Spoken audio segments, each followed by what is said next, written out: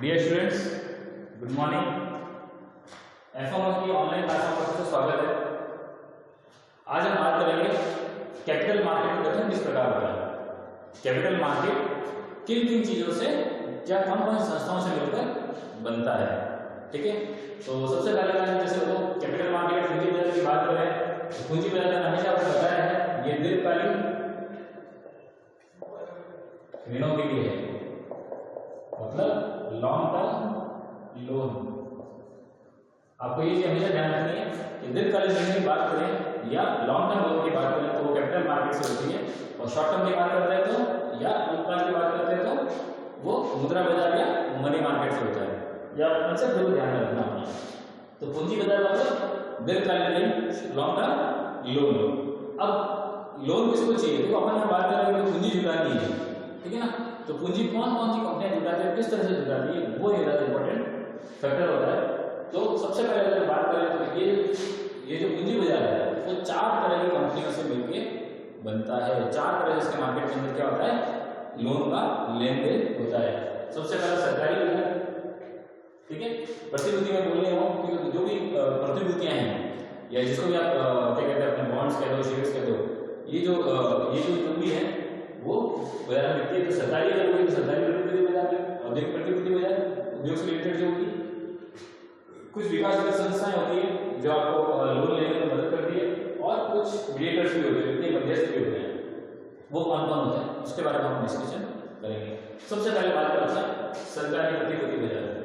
जैसा नाम से पता चल रहा है, ऐसी प्रतिभूतियां, ऐसी कमोडिटीज जो सरकार मार्केट के अंदर इश्यू करती है फॉर दी कैपिटल, पूंजी निर्माण करने के लिए क्या करती है सरकार, कुछ प्रतिभूतियां बाजार में लॉन्च करती है। जैसे आप कह सकते हैं सर शेयर्स,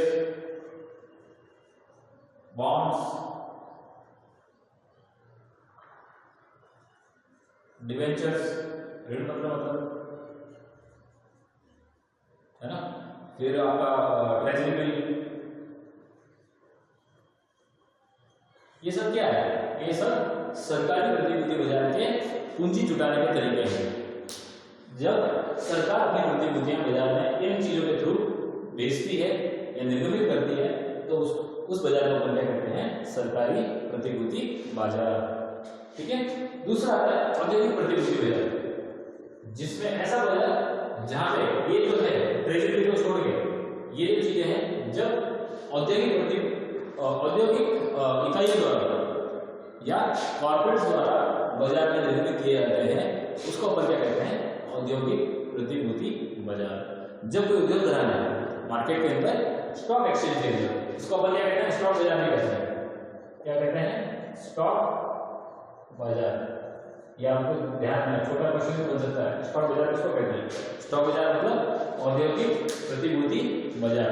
तो यहाँ पे स्टॉक एक्सचेंज जो है NSE, BSE, ये सब इसका रिफ्लेक्शन भी ये करते हैं लोग, और यहीं पे सारा खरीद फरोख्त होता है स्टॉक बाजार के अंदर। वो स्टॉक बाजार वही वाला है औद्योगिक प्रतिभूति बाजार, जो बॉम्बे स्टॉक एक्सचेंज है, नेशनल स्टॉक एक्सचेंज है, जहाँ पे आप अपनी जो भी है शेयर्स है, बॉन्ड्स है, डिबेंचर्स है, वो आप क्या कर सकते हैं, निर्गमित कर सकते हैं या इन्वेस्टर्स द्वारा खरीदे जा सकते हैं।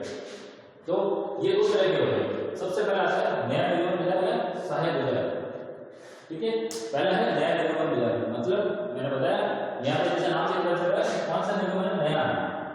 तो ऐसा बाजार जहाँ पे कुछ सबसे पहली बार शेयर्स या जो भी है वो निर्गमित किया जाए।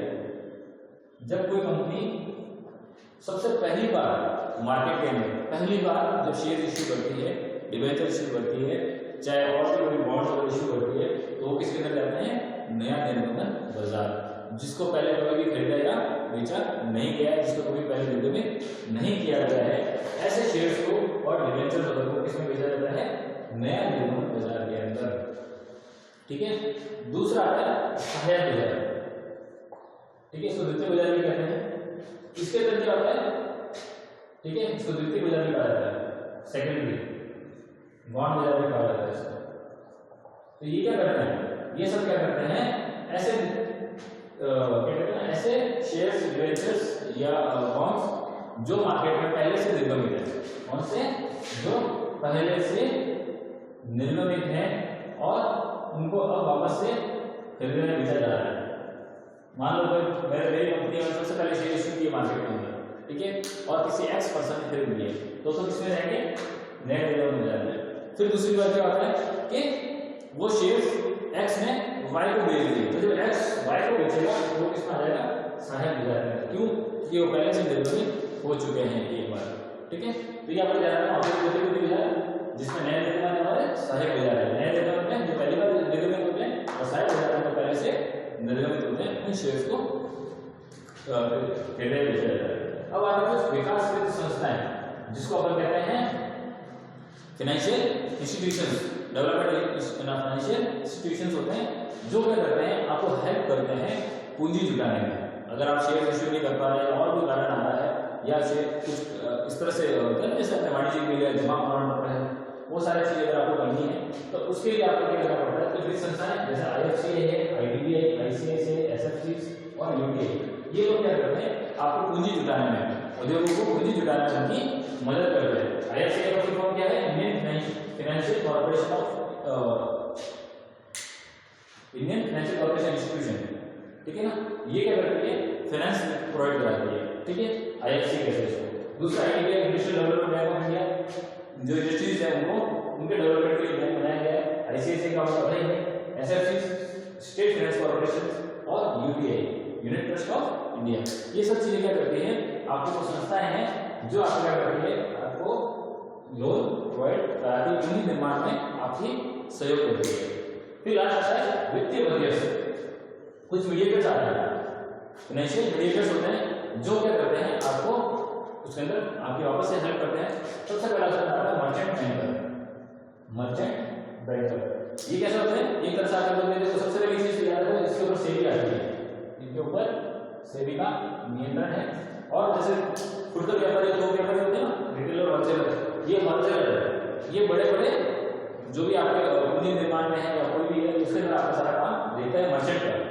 किसके? औद्योगिक प्रतिभूति बाजार में। तो आपको ऋण चाहिए या आपको कोई भी जमा प्रमाण पत्र है, वाणिज्यिक पत्र है, ये इश्यू कराना मर्चेंट बैंकर आपकी हेल्प करता है। ये क्या करता है? उस तरह से पूंजी जुटाता है। मार्केट में जमा प्रमाण पत्र इश्यू कर देगा, वाणिज्यिक पत्र इश्यू कर देगा, ठीक है ना, वो सारी चीजें। फिर अगला आता है म्यूचुअल फंड।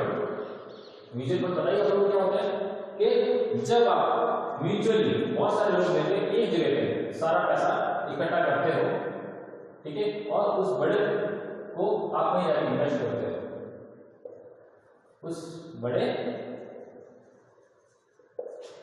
जो फंड बनता है उसका म्यूचुअल क्या करते हो? कहीं इन्वेस्ट करते हो शेयर मार्केट के अंदर या कमोडिटीज के अंदर, और वहां से आप कुछ गेन करते हो, उसी को कहते हैं म्यूचुअल फंड। तो ये कंसेप्ट क्या आजकल चलने लगा है इसी से। इसके थ्रू भी क्या होता है? बहुत सारी कंपनी पैसा जुटा लेती है। फिर आता है लीजिंग लीज कंपनियां। लीज मतलब क्या होता है? किराया। लीज मतलब क्या है? किराया।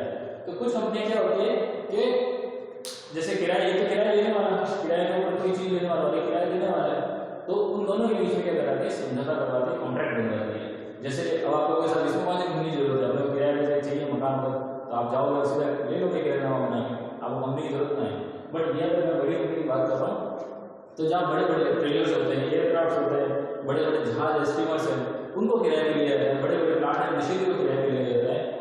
तब क्या होता है? तब इन लीजिंग कंपनी की जरूरत पड़ती है और ये आपको किराए के लिए भी समझौता भी करवाती है और उसमें पूंजी सहयोग भी, पूंजी का सहयोग भी आपको करके देती है, क्योंकि उनका किराया भी बहुत बड़ा होता है, बड़े लेवल का काम होता है। तो एयरक्राफ्ट जैसा होता है ना, एयरक्राफ्ट है,